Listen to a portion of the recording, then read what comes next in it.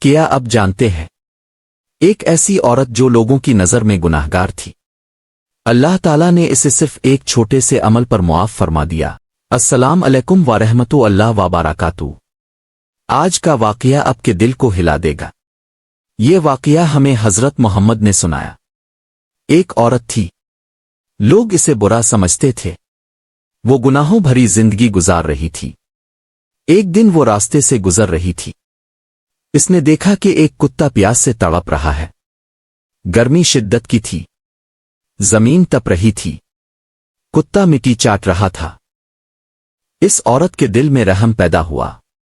سوچئے، جس انسان کو لوگ گناہگار سمجھتے تھے، اس کے دل میں رحم جاگ گیا۔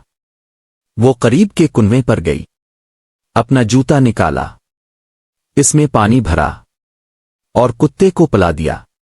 یہ عمل چھوٹا تھا، لیکن نیت صاف تھی۔ اللہ تعالیٰ نے اس کے اس عمل کو پسند فرما لیا اور اس کے گناہ معاف کر دیے۔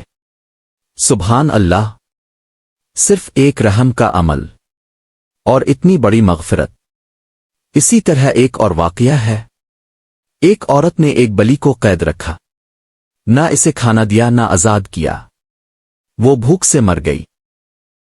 اس ظلم کی وجہ سے اس عورت کو عذاب دیا گیا۔ ہمیں کیا سیکھنا چاہیے؟ اللہ کی رحمت بہت وسیع ہے، کسی کو حقیر نہ سمجھیں۔